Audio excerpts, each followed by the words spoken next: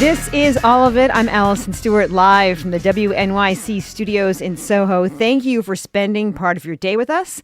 I'm really grateful that you're here. On today's show, we'll hear from two of the stars of Sinners, Delroy Lindo and Miles Caton. We'll mark the 25th anniversary of the Daft Punk album Discovery. And I want to let you know that our next Broadway on the Radio event is happening exactly 1 week from today. We are welcoming a star-studded new Broadway revival about a Cold War love triangle, Chess the Musical. The show's three stars, Aaron Tveit, Nicholas Christopher, and Leah Michelle, will be here at the WNYC Green Space performing live. We also have the show's director, Michael Mayer, and book writer Danny Strong here as well. Go to wnyc.org/chess to get more info and how to buy your tickets. Again, that's wnyc.org/chess. Now let's get this show started with Neighbors.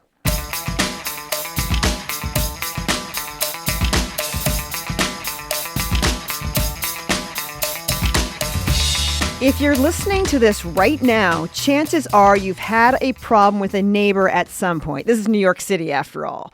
But you have never seen neighborhood conflict quite like you do in the new HBO docuseries titled, you guessed it, Neighbors.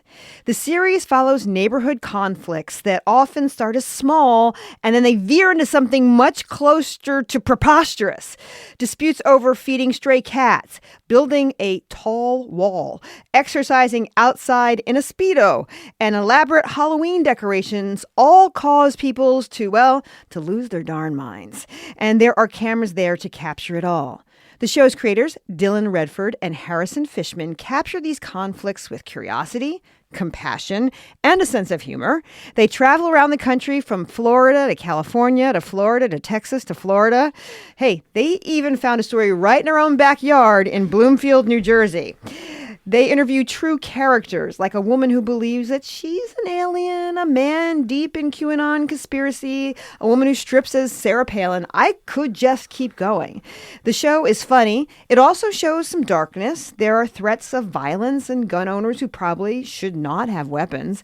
And there are people who seem to be struggling. The series presents a portrait of Americans who are having a hard time getting along with others and with themselves. Neighbors airs new episodes on HBO and HBO Max on Friday nights, and we've decided to do something kind of fun. We're going to dedicate the first hour of this show today talking about neighbor disputes, from the petty to the extreme, with the creators and directors of Neighbors and with you, our listeners. So put on your thinking caps. What is the wildest conflict that you've ever had with a neighbor? We want to hear your wackiest neighbor stories. Our phone lines are open. 212-433-9692, 212-433-WNYC. In studio with me now is Dylan Redford and Harrison Fishman. Welcome to All of It. My God, thank you so much. Thank you so much for having us, Allison. All right, let's start with the origin of the show. How did you come up with the idea for the show? Well, my brother Sam had became obsessed with these neighbor dispute fight videos that we see online a lot. And he had shown Dylan and I these videos, and we all just got really excited about them. And I think we've always been, interested in conflict videos online between people, like, public freakout videos. But these ones were exciting to us because there was a relationship built into them that was behind them. And so we got very excited about them, and we started making fake neighbor dispute videos with, we got people from Craigslist who are non-actors to pretend to be neighbors, and we gave them cell phones and pretended to film each other. And we put them online to try to convince people that they were real. And I think obviously no one believed us that they were real. So we were like, it'd be amazing to be in the middle of one of these in real time. Dylan, how did you go about casting for a show like this? Because these are real people. I want to say that again. Yes. There are real people Very real. involved in this show. How did you go about casting? Casting is the core of the show, and I think there were a couple key factors when casting the show. We wanted the stories needed to be ongoing, so they had to still be happening, and we had to get both sides because that was essential to the show's concept. And then we wanted them to be all across the country. So we had a team of, casting producers and subject producers led by Harley Shaw, my sister Lena Redford, and they all worked together to basically cull through, tremendous amounts of media, ranging from local news articles to TikTok videos to court records. You name it. Like, if there's a place where there could be a record of some sort of conflict, our casting team looked there. So it was we just took a really wide, net and just threw it into the sort of, American media landscape and just, tried to capture what felt like really unique American neighbor stories. Harrison, why do you think people agreed to be part of the show? I think, we talked about this constantly, and I think it goes back. I think what we've sort of realized is like, sometimes we say that neighbor disputes are sort of like dreams in a way. Like, no one really wants to hear your dream. You know what I mean? Yeah. No one wants to hear your dream. But when you have, and it's the same thing with the neighbor dispute. When you have a neighbor dispute, all you want to talk about is your crazy neighbor dispute because it's so all-consuming in your life. And I think for these people that we filmed with, we were totally excited and ready to listen to them 24 hours a day about their neighbor dispute, while other people in their lives are like, please stop telling me about this, Please stop talking about this. We're talking about conflicts with neighbors with the creators and the directors of the HBO docuseries Neighbors, Dylan Redford and Harrison Fishman. New episodes air Friday nights on HBO and HBO Max. Listeners, what is the craziest conflict you've ever had with a neighbor? We want to hear your wild and wacky neighborhood stories. Give us a call at 212-433-9692, 212-433-WNYC. Everyone in this series is convinced that they are right. They are so sure they are right. How did you approach trying to present both sides of the dispute? That was like, I think that's what got us most excited about. Harrison sort of talked about it, but the concept of a neighbor dispute is interesting because, they're all different types of conflict. And the one, with your neighbor is one that's really challenging because you have to live next to them. And I think as most Americans, I think right now the idea of selling your house or moving because of a neighbor dispute just doesn't feel possible. Housing's really expensive and real estate is hard to find. And so I think we felt like these neighbor disputes sort of represented a kind of moment in which, how do Americans deal with conflict that they can't just sort of move away from. And so I think, getting both sides of the conflict, I think it was challenging, but I think once we were able to be in the same room with them, which was really important, being able to sit down with the subjects and talk to them, it was clear that I think that they wanted to have their story heard. And oftentimes what had happened is that maybe one neighbor had posted a video or posted an article, and they wanted to get their side of the story out. And so I think, that was I think that was a very genuine desire to want to share their story and get it out in the world. And I think that was, really exciting for a lot of our subjects. And for our listeners who are calling in, if you're driving, don't call us. Pull over to the side and then call us. Please don't call us if you're driving. We do want to hear your stories, though. Our number is 212-433-9692, 212-433-WNYC. Our phone lines are filling up, and I can't wait to get to some of these calls. Wow. I want to suggest that you have a small suggestion in sort of the intro, because it comes from outer space, and it goes through, and there's a planet, and then you see the planet Earth, and then it sort of veers down on the street, right? So the idea is whatever you're fighting about, it's actually kind of small when you're thinking about the world. Why don't people realize what they're fighting about is sometimes really small? What do you think, Harrison? Well, I think to these to everybody that we filmed with, these, the things that they're fighting about aren't small to them. To us, these things are really small, but to them, it's like what Dylan was saying, like people's homes are, all of their money, their entire lives' investments. And so I think when somebody is encroaching on that, it's huge. And I think also the emotions people feel surrounding these things just get so intense and so big, especially when like the relationship prior to when it goes bad was really good. If they were like great friends, like it is just really complicated. And it's easy to look at them and go, oh, like, how could you fight over this? But when, as the more time that we spent with every single person we filmed with, the more we were like, I can totally see how I could be you. Yeah. Let's take a call. This is Jenna who's calling in from Fishkill. Hey, Jenna, thanks for taking the time to call all of it. Hi, yeah. I mean, I was excited to be like, no, I've got one for this. Back when I lived in Jersey, I lived upstairs from my landlord, and she would come in and out of my apartment. She would open windows, close windows, move things around. My boyfriend would sleep over, and she would come and scream at us, try and raise the rent because he took a shower once. But the craziest part was she installed a camera to like track our comings and goings, and then she left a dead rat in my bedroom. Oh, wow. That was when I moved out. Oh, wow. Oh, That's my gosh. crazy. That is crazy. Where was the camera placed? The camera was placed it was the kind of thing where you walk through a front door, and then like her door is to the left, and then you go up the stairs to like my door. She placed it in the entryway, aimed directly at like my door. Ooh. That is rough. That plays it. Thank you so much for calling in, Jenna. In the series, we see how much people are filming each other. They're also uploading it to YouTube and TikTok. Why do you think the filming escalates?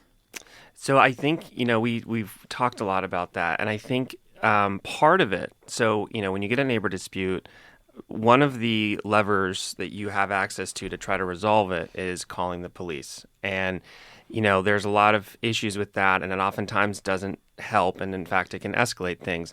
And part of the reason why it escalates things is when a police officer shows up, they'll say, okay, well, where's your documentation? Can you show us that the thing that you're talking about is actually happening? And then they'll also say, this is ultimately a civil matter. So you have to present all of this documentation in a civil court and take your neighbor to court if you want a restraining order, if you want to, charge them for trespassing. And that means that you basically, the police oftentimes kind of deputize the neighbors to becoming their own like documentary filmmakers of their own dispute. And so they accumulate a lot of footage, and then one of the best places to put it is just put it online. And then the desire is to have validation that what is happening to them is real and that they're in the right. So I think, it's a cycle that I think, it's all very understandable why it happens, but it does seem to escalate things. Let's listen to a little bit from neighbors. This is from the first episode. This is a beachfront property manager and a local woman talking about filming each other as they fight over who owns a stretch of beach in Florida. This is from neighbors. My first altercation with Brent was when he took pictures of my daughter. You need to stop recording my daughter right now, or I'm going to make this your worst day ever. Do you hear me? My name is Brent Fuller. I'm a property manager. I'm there to keep the public aware that this is private property. Well, just because that Sarah Day lady come out here harassing the crap out of me and the others all the time. She drives past 10 public beaches to come down here and harass me. At this point, I think she's just, like in love with me. You're a chair boy. You're a chair boy. That's all you'll ever be. Yes, they are trespassing. And yes, I video them and take pictures of them. You're on private property. Still on private property. You're on private property. Quit videotaping me. Hey, quit touching me. It's so interesting because they keep saying you're on private property. So many of these fights are about ownership, Harrison. Who owns what beach? Who owns the road? Who owns this tiny strip of grass? Why do you think people go to such extremes to defend ownership? Well, I think it goes back to what we were saying like before about like what it means to like own your home and own property. And I think you know, in our country and you know, most people work their whole lives just to own a home and own their space, you know? And so, you know, in the first episode, we have Seth and Josh who are, you know, basically moved out to the middle of nowhere in order to, you know, be alone and have their homes that they've always dreamed of. And, you know, the ironic and sort of sad thing is they get into a neighbor dispute in the middle of nowhere, you know? And so I think just in our country, like people's space is just so important, you know? Yeah. What did this series reveal to you about human nature, Dylan? You know, it's a very good question. I think, you know, you would imagine making a show all about conflict. You'd come away maybe with a more cynical point of view. But I did leave the show feeling pretty optimistic ultimately, because I think that, you know, when you get exposed to a lot of conflict, you start to see the commonalities as much as you see the differences. And I did find that, you know, a lot of the things that people were having a difficult time with, you know, there's a lot of context. You know, there's people struggling financially with affordability issues. They have issues with their health care. You know, there's a bunch of common things that people are struggling with that puts them in a place of precarity that then results in conflict. So I ended up feeling like, you know, there is a world in which we can speak to those things and that people could find common ground and have those, you know, desires met. And I think it would help resolve some of this, you know, desire for conflict and validation. Let's take another call. This is Sandy calling in. Hi, Sandy. Thank you so much for calling All of It. What's going on in your life? Well, this was a while ago, we noticed a couple of empty ice cream containers at the bottom of our yard. So we cleaned it up, didn't think of anything. And then every day it got worse. More and more garbage was dumped on our yard. And we didn't know where it came from, so we couldn't do anything about it. And one day our next-door neighbor said that he had seen our neighbor across the street dumping the garbage. So my husband went over there and told him that we have a camera and that he better stop, and then it stopped. But that was really disgusting, and it took a long time to clean it up. Sandy, thank you so much for joining us. Listeners, what's your craziest conflict story that has ever happened between you and a neighbor? We want to know. Our phone numbers are 212-433-9692. My guests are Dylan Redford and Harrison Fishman. Their new show, Neighbors, is appearing on HBO and HBO Max. We'll have more calls, and we'll have more with Dylan and Harrison after a break. This is All of It.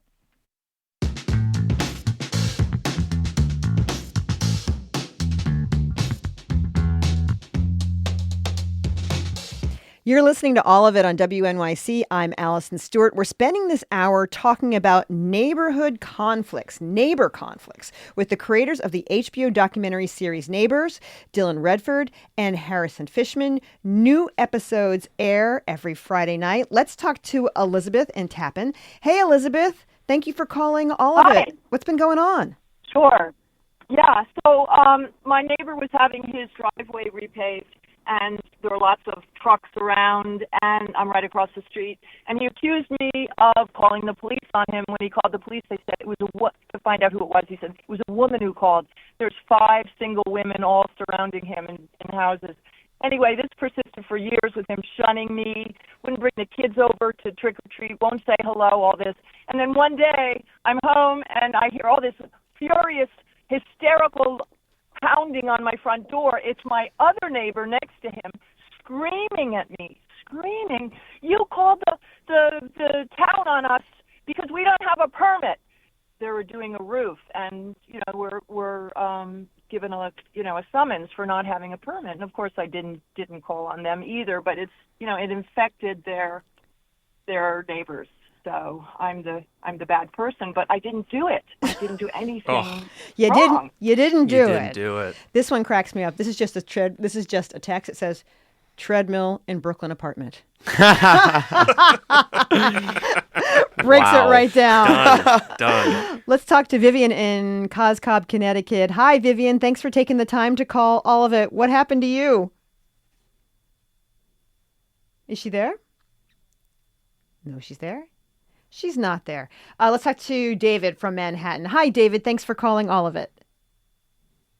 Thanks for doing this show. It's obviously lots of people have a lot to say. Sure. I want to hear what you have to say. I'll keep it brief. My wife and I were lucky enough, even in Manhattan, to rent a bottom floor of a brownstone that had some yard space in the back. And my father-in-law said, "I'm buying you 10 rose bushes, and we're going to fix up that space back there. You're young New Yorkers. You deserve a little outdoor space." And then we noticed that every rose bush that we planted was gone, just chewed down to a little nub. And we saw rabbits. And we thought, well, those rabbits are not native to Manhattan, I don't think. And sure enough, they had been digging a hole under the neighbor's fence and coming in from their yard. And the neighbors apparently had 2 rabbits that they did not keep in a cage. Mm-hmm. So we caught the rabbits and lifted them up gently by the scruff of their neck and dropped them over the fence, a small fence. And the rabbits were fine. And we said, please keep the rabbits in a cage or, fix the holes in the fence because they're eating everything in sight. The neighbors did nothing several times. And eventually we trapped the rabbits. I managed to catch the rabbits, not easy. And we carefully put them in the car and drove them up to a lovely clearing upstate away from the highway. I'm sure they're old and happy right now, those rabbits. The neighbors threatened us with legal action, and we were able to honestly say we have no idea where those rabbits are now. But they threatened us and said those are prize-winning rabbits, and you're going to have to pay $1,000 to replace them. And we said, well, we spent about $1,200 on the rose bushes and the landscaping, so should we call it even? And we never heard back from them. Wow, prize-winning rabbits. Haven't heard that one before. I wish we had that on our show. That's a really good one. It's a great story. How often are animals involved in disputes? A lot. Yeah. A lot. I think it's like, the frustrations with the animals. I also think, it's easier to be frustrated at an animal than it is the owner, because you can kind of feel like, okay, maybe if I could just control the bunny or like get the thing out of here, then everything would be okay. Where it's harder to kind of control maybe the owner's actions and the owner's responsibility. So I think a lot of times the conflicts get kind of grafted onto the pets and the animals in the surrounding area, whether or not they actually, have anything to do with the owner themselves or the neighbor themselves.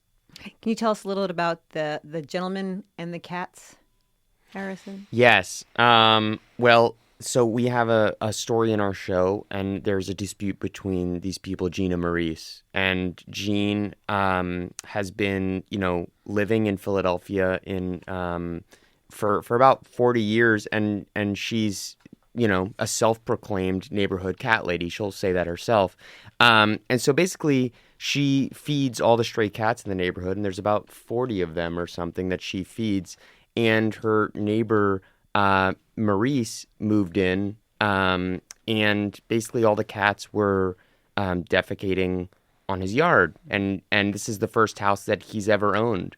And so he got really upset and had basically smashed these cat houses that she had built to house these cats. And they actually, this story ended up going on to Judge Judy. So that was kind of part of the resolve on that one, which was really fun. It was sort of interesting because it's not just the stories between the two neighbors. It goes to another level and then another level, which is what I think really makes the show interesting. The woman with the cats, we discover that she's a believer in Jesus Christ our Lord. Yes, that's right. Is that fair? Yes, indeed. And she likes to watch holograms with 3D glasses. Mm-hmm. Let's listen to a little bit of her explaining. This is from Neighbors. This is the shroud of Jesus Christ. It's a hologram. Jesus left us proof. You have to use 3D glasses. The image of the man comes out of the shroud. Can you see it? Information. Yeah. Louie, stop it. You need to be in bed. People have a near-death or an out-of-body experience. It brings people closer to their spirituality. That's what happened to me. I became closer to Christ. I had pneumonia, and I was in the hospital for, I don't know, a week or so. I was sure that I was dead. And then suddenly I popped my eyes open. In the room, there was this angelic figure, and it pulled me up out of my body. I would visit ancient civilization, and they threw me back, and I hit my body again. And I got up, and he said, "We're not finished." It changed me. Once you figure out that the spiritual world is real, you want to shout it from the rooftops. You want to tell everybody. That's what this is about. I really want to tell everybody. There's another person who thinks they're an alien in a human suit. There's a man who gets deep into QAnon. Dylan, what surprised you the most about what people believe and why they believe it?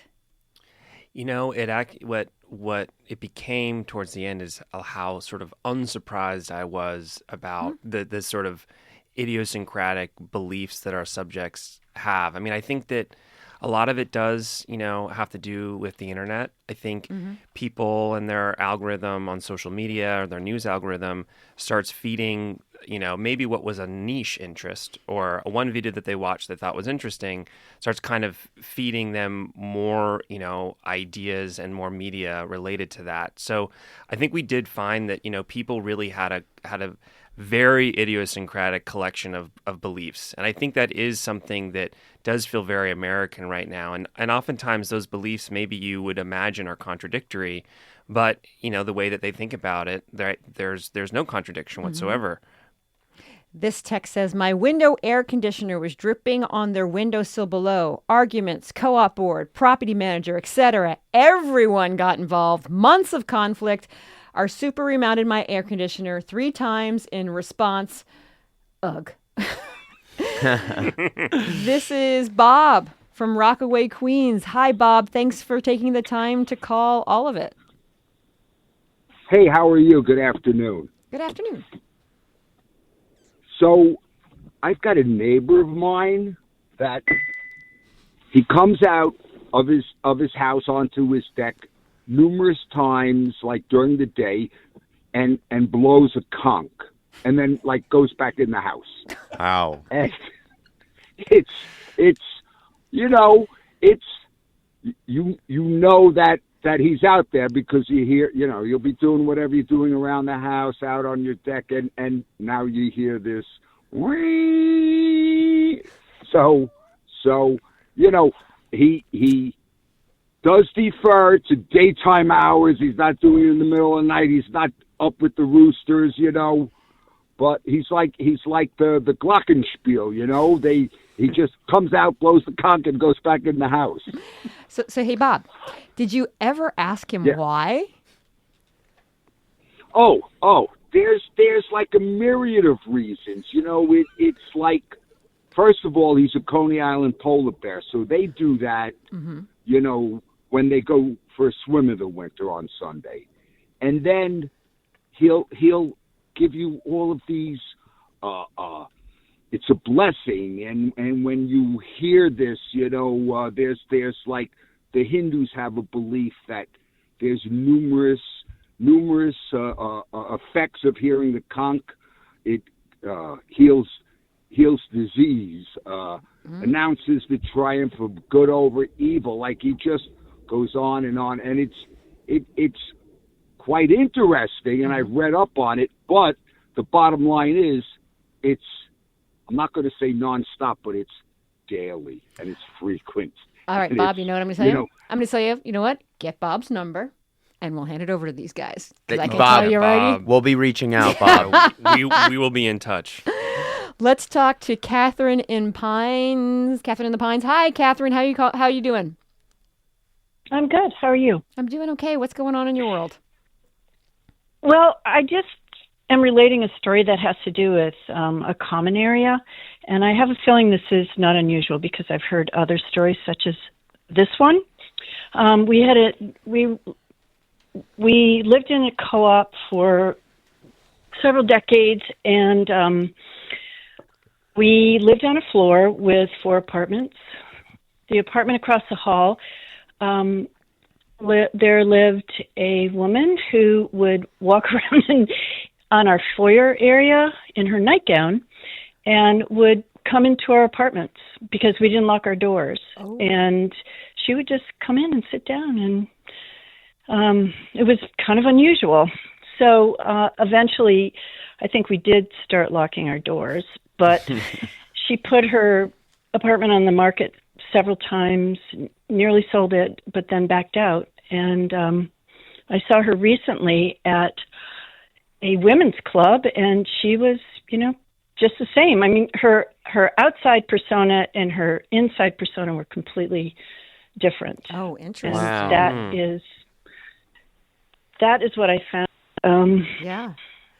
Thank you so much for calling. And I want to talk to LJ in Huntington, Long Island, because he's seen the show, he or she. Oh, wow. Hey, LJ. Hey. Hey, do you hear me? Oh, yeah. Can you hear me? Yeah, there you are. Sorry. Can you hear me? Hello? Yeah, you're on the air. We can hear you. Oh, sorry. Yeah, sorry. Absolutely loved the show. Binged, I think the first 2 episodes that are on HBO right now. I was addicted. Both my wife and I absolutely loving it.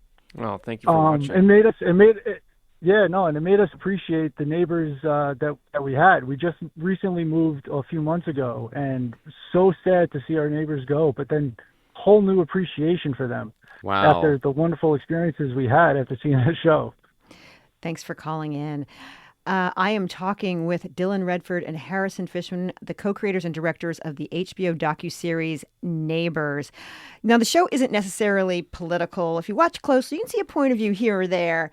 But there, like the one guy who says the wall around the woman's house is like Bin Laden's wall. Mm-hmm. Mm-hmm. Okay, you get it. But there is an episode in Florida where almost everybody in the episode is armed. Because Florida has a stand your ground law. How are you thinking about the politics of gun control when you were making this series? Well, I think it's funny because, we had made that episode. That was the first one that we actually filmed. And it was the pilot episode that we had used to sell the show. Mm-hmm. And so it was our first venture into this world of neighbors and neighbor disputes. And I think like you're saying, in Florida, it's really easy to have a gun and the restrictions are very relaxed. But I think when we were actually making the entire season, in the beginning, we were like, oh, wow, we were asking, do you have a gun? And we were, very interested in that. But as the season went on, we realized that everybody in America has a gun. Mm-hmm. And it just became something that we were, sort of like, we stopped featuring as much because we were like, this is sort of becoming just in the background of all these things. Interesting. Oh, that truly? Mm-hmm. Yeah. In Florida especially? Or yeah. Are we talking about universally? I think almost every subject we filmed with had a gun. Wow. Yeah, I think almost, yeah. And I think the danger that we felt with the guns were just that sometimes, I think in some ways the gun is really a symbol for a lot of these people and an object that makes them feel safe, but they don't often really know how to use it.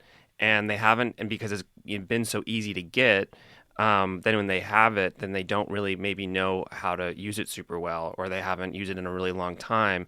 And so the only time we ever felt nervous around the guns was that it could potentially just go off, or that they would drop it or not know that the safety isn't on. So I think that was something that we, it was less that we were concerned that anyone would actually shoot each other. It was more that it would, kind of go off accidentally because they just didn't really know how to use it, or they hadn't used it in a long time. This text says, in my last apartment where no pets were allowed, my next door neighbor had a squirrel. Wow. Dream pet. Let's talk to Solomon in Bushwick. Hi, Solomon. Thanks for calling all of it. Hi. Thank you so much for taking my call. Sure. So as a kid growing up, I had indoor-outdoor cats in Florida, and, they kind of just walk around the neighborhood, occasionally hunting and stalking, pigeons and stuff like that, and squirrels. But, they would end up in one of our neighbors' yards, this guy John, and he anytime the cat would set foot in the yard, would like run out screaming, like, you know, crazy, man. And I was like 10 years old, and I remember he went up to me and my sister, and he got down low and like looked us right in the eye, and he was like, if I ever get my hands on that cat, I'm gonna put it in a potato sack, tie a brick to it, and throw it in the lake behind my house. And we were just bursted into tears, crying, and ran home. And then our mom went to go like give him a piece of her mind, and we could hear them like yelling at each other from across the street. Wow. Whoa. Wow. Which actually brings me to the question of, some of these people seem like some of them may have some sort of mental illness in this series. That's my opinion. I don't know if I'm right or not, but I do get a sense that some people have trouble with reality. Did you find that when you were shooting? Did you take that into account? Yeah, I mean, I think I think for us, you know, we're not, you know, mental health professionals, and we don't really have the tools to diagnose or determine if someone's mentally ill or not. And so we didn't want to, you know, we kind of had our own criteria, mostly around agency, if someone felt like that they were taking agency over their, you know, actions and decisions. Because we wanted to feature people that maybe were just like had a very different view of the world, were very idiosyncratic, and, you know, maybe were acting in ways that maybe someone would think is mentally ill, but actually it's not. And we didn't want to close off, you know, our show to people that just like think about the world differently. Yeah.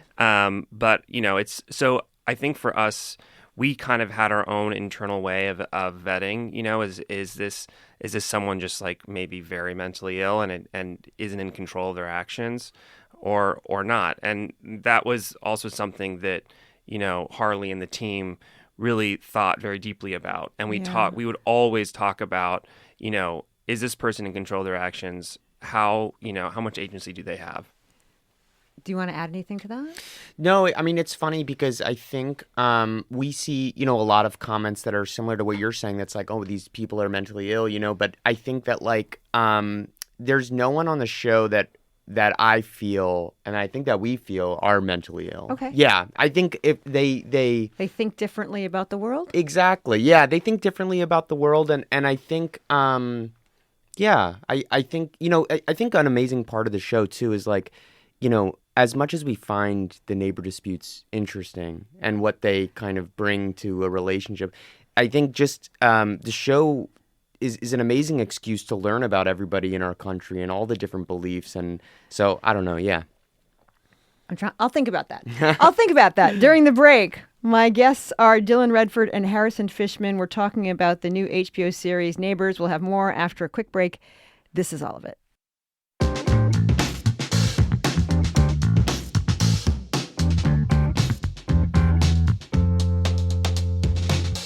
You're listening to All of It on WNYC. I'm Allison Stewart. We're spending this hour talking about neighbor conflicts with the creators of the HBO documentary series Neighbors, Dylan Redford and Harrison Fishman. New episodes air on Friday night. Listeners, we're hearing your wild neighbor stories. 212-433-9692, 212-433-WNYC. Harrison, you're in people's homes, which can be a very vulnerable experience, and the homes are often very revealing. What did you learn about these subjects from spending time in their homes without even the cameras running, just being in the homes? Wow, that's a really interesting question. I mean, it really is, you know, I think it never got old to see into all these people's lives and to see the way that, I think the coolest thing is seeing the inside of someone's home that, you know, for these people that have lived there for like 40 plus years, because you really, it says so much about someone. I think like, in Kokomo, Indiana, we have Daryl and Bruce who they have a jacuzzi inside of their home. And I think, and they have like a green wall and that kind of stuff is really inspiring to see, you know, just that type of self-expression, you know? And yeah. Daryl is so interesting because there is this sort of makeshift farm, which is happening across the street, and he is enraged. Completely enraged. He is determined to stop the farm, and he may stretch the truth a little bit.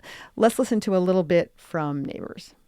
Our neighbor, the grandson, decided he wanted a farm right next door to us. There is 5 pigs, 6 pigs, 5 goats, 5 sheep, 6 to 8 chickens, 15 chickens, 10 to 15 chickens, 20 chickens, 3 turkeys, at least 5 turkeys, ducks, bunnies, rabbits, along with the chickens, the turkeys, and the bunny rabbits, the ducks, and the...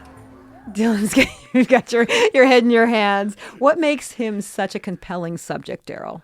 I think, I filming with him was such a pleasure, partly because he was so open and so just excited to, talk about what's been going on. But he also does feel like a character out of a Christopher Guest film, or he feels larger than life. And I think it almost felt like there was something cosmic. Like his whole life and our whole life was leading up to this moment where we could film with him, because it just was so, it was so easy. And, a lot of I think you touched on the vulnerability of letting the crew into your home. It's a big ask, and not everyone is totally willing to do that. And I think Daryl and Bruce were so generous with their time, and also just their experience being a gay couple living in Kokomo, Indiana.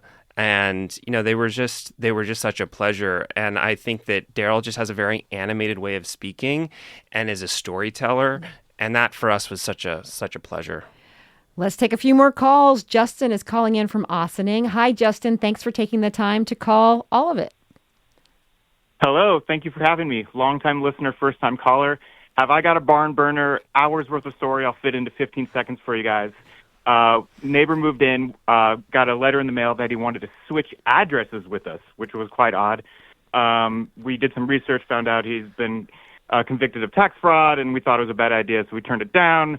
Lots of emails about the house is haunted and that he's not going to, that he wants to move out. And then after berating us for political signs, told us that he's not going to move out in spite. Also in response to political signs that we don't put out anymore. He said he's a proud gun owner and would put up a 20-foot billboard supporting the NRA over our property. Now he has religious quoted billboards going up his driveway and says they are neutral, politically neutral. List goes on, but been quite a journey. That has been a journey, Justin. Good luck to you. Let's talk to Christine in Hell's Kitchen. Hey, Christine, what's going on? Hi. Huh? Last year, in our co-op, one of our residents decided he didn't like the neighbor's tree. So a very tall tree, like 30 feet tall. And so he hired a company, chopped it down, and then decided the neighbors should pay for the tree removal. So he took the stump to the management company's office and wrote his phone number on it and said, "You owe me $7,000, and then he sued the neighbors. Wait, he took the stump of the tree? Yeah. He took it out of the ground? Yeah, he took the cut stump and he took it to the management company's office of the neighboring building, and he left his phone number on it and said, "You call me, you owe me $7,000. Wow. That's one way to go about something. Wow. This text says, when I was living in San Francisco in the 90s, my neighbor was convinced that I was drilling holes in the wall to spy on her. This went on for months. Eventually, she upped the ante and contacted the police, claiming she heard me murder someone in the apartment. The police, though incredulous, were forced to call me in to interview me about the, quote, supposed incident. Wow. How often are the police involved in these neighbor conflicts? All the time. Yeah. They're really involved all the time, but they're involved really on a surface level. And almost, it's just the police get involved. Obviously, if you call the police, usually sometimes they'll come.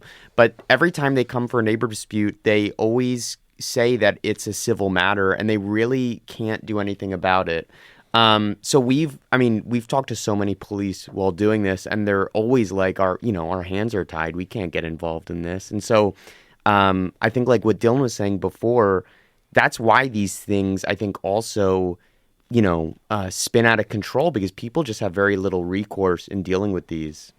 Sometimes mediators get involved. When does a mediator get involved? Mediators get involved when someone decides to take their neighbor to court, oftentimes small claims or civil court, oftentimes the judge, to avoid wasting the court's time and the plaintiffs and the defendants' time, they will suggest or demand mediation happen first.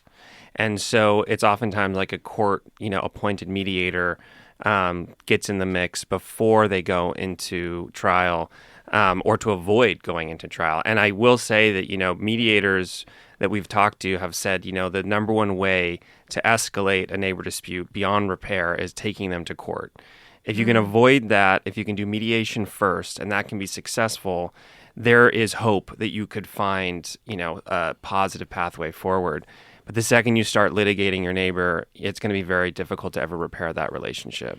I have to ask, in one twist in a story, a mediator shows up to help with a dispute between two women. And earlier in the episode, we discover he's sold a gun. He's got 2 jobs. Was this something you knew about? Sort of. I think that we had, with that one, we had basically, we sometimes are not allowed to film a real mediation, one that's appointed by a court. And so oftentimes we will, ask, the people in these disputes if they're open to basically doing a real mediation, but it's not one that's appointed by a court. And usually they're okay with that because we, pay for the mediator and all that stuff. And so we had brought on Stanley to do this mediation, and then we figured out that he also works at Nexus Shooting, which is a gun store. And so basically, Stanley is a mediator who does this all the time, but he also works at a gun store in Florida. It's all back to Florida, man. Let's talk about Beth in West Orange. Hey, Beth, thanks for calling all of it. Hi, thanks for taking my call. Well, we live in very blue West Orange, but our neighbor next door is MAGA all the way. And we've always known we've been on different sides of the spectrum. But over the summer, I had come home from a long drive in 100-degree heat from Virginia. I just wanted to leave water for the wildlife and go back in the house. And she came over to my backyard, and she wanted to tell me that she just got a patent for an underwear line that she designed. And she wanted me to see the samples. And I said, well, what are you talking about? And she said, well, they're boy shorts. I said, I've never worn boy shorts in my life. And she wouldn't let it go. So I said, I don't know how to get rid of her. So she said to me, I said, Terry, I'm sorry, I shouldn't have said her name. I said, I'm not interested. I'm not interested. But there's no way she's listening to WNYC. So, you never know. Never know. You never know. So I said, I'm really not interested. And she said, well, but I designed these specifically for women who carry their weight in their hips and thighs. Oh, I said, oh, all right. I'm like, so I said, how do I get rid of her? I can't get rid of her. And she just wouldn't let it go. So and she wanted to give me the samples to try on. And I'm saying, this is crazy. And so I finally said, I got it, just cut this off. So I said, listen, I'm never going to buy your underwear because I do not support businesses who support our current president. So she started screaming at me that I was crazy, that I was awful. And she said to me, how does it feel to be on the wrong side of history? And I said, gee, I wouldn't know. How does it feel? And that was the best comeback I've ever had in my entire life. Beth, thank you for that call. That was wild. That, like your show, goes a place you don't expect. That's right. Before we go, I did want to talk about Bloomfield, New Jersey. It was a disagreement over Halloween decorations to houses. That's what it sounds like. At the heart of it, what do you think the disagreement was about? What do you think? Well, with that one, I truly think that the disagreement is about, it's about credit. And I think it's about, Nelson, has been doing this Halloween house and decorating his house for so long. And I think he had taught Otis a lot. And I think, we see it all the time in our business, in entertainment. We see it, just in life in general. But, credit is really important to people, and I think, what else do you think, Tom? No, I think that's right. I think that it was a friendship that was really meaningful. and then there was some sort of rupture in the competition. And I think you're exactly right, Harrison. I think it was he wanted to feel appreciated for the thing that he had done, and he felt disrespected. And I think that, that goes really, really deep, especially when it's a friend that you really trusted. And one final call, Janet in Maplewood. Janet, you got about a minute.